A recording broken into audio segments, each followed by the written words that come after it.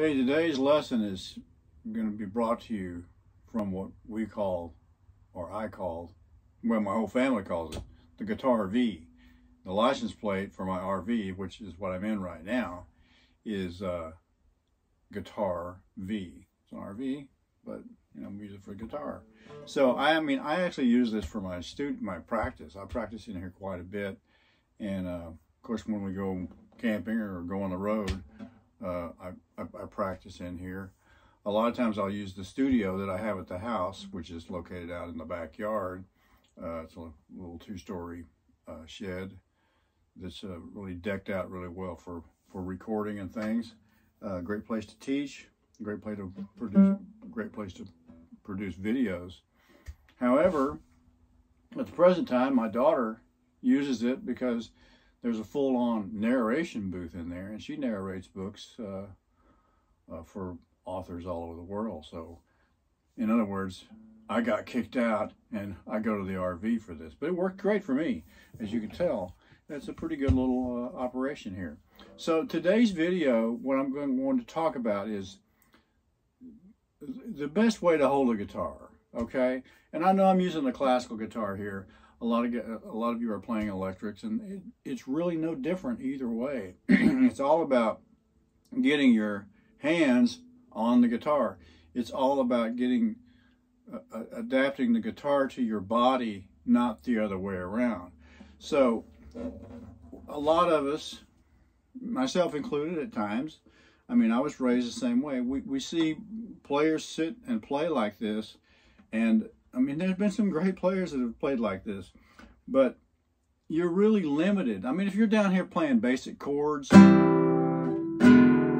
not a basic chord that you can't do. But you're down here at the end of the neck, and you're within a 4-fret span. Not really too difficult. Those are great chords. We all use them. Sometimes it's always about what the music calls for, and it calls for basic cowboy chords. Hey, they work great. There's been some great music written that way. However, when you move into more advanced chord structures, it's going to be more demanding of your hands. There are certain things on the guitar you just cannot do. And without getting too far into it, let's say we're going to do a diminished chord, which is a series of it's 2 minor thirds stacked on top of each other, and that's this right here. And that's just the root, the third, and the fifth. If you're going to play a full-on diminished 7th chord, you have to get another note down here, and you're not going to be able to do that. So the guitar involves many times we're going to have to structure our chords in a different fashion. I use the 4-way drop 2, 4-way drop 3 versions, which are pretty standard among jazz players. And I am not a jazz player, which we'll talk about later. However, if you try to play, let's say, a chord maybe many of you haven't played yet. Well, here's a great 6th chord. Actually, that's a minor 6th. Okay.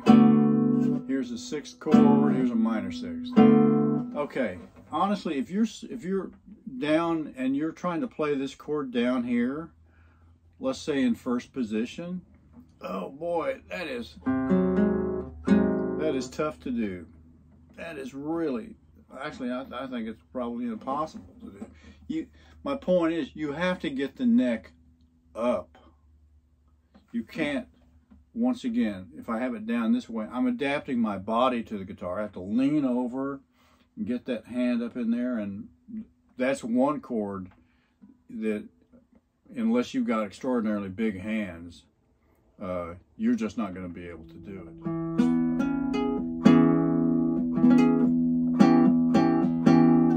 But the point is, the guitar neck has got to be pointed up at about 45 degrees, a 45-degree angle. If you stand up with your guitar with a strap on and you're holding it correctly, not trying to look cool by having it down around your waist, your guitar, when you stand up, is going to be just about like this right here.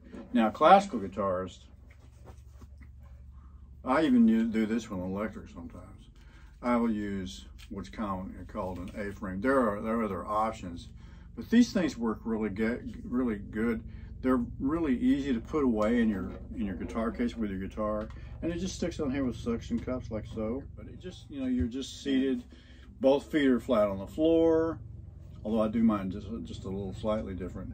And the guitar, once again, the neck is pointed up at about a 45 degree. Everything is really accessible.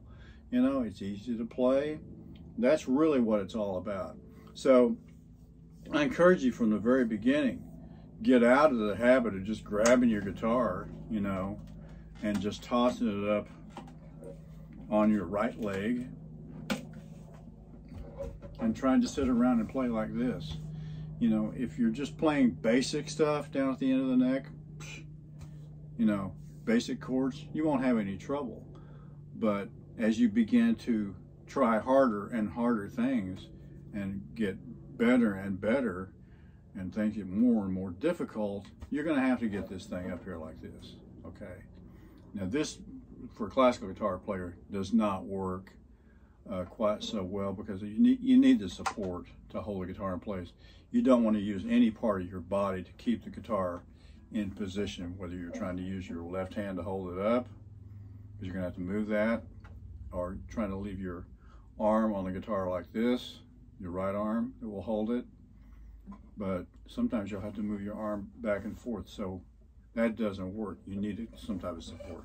So that's it for today. That's it for this lesson, how to hold a guitar. I hesitate to say how to hold a guitar properly. That's probably a good term, but really it's more like how to hold a guitar the best way. It's going to help you be the best player that you can be. All right. Thanks for watching. We'll see you another time.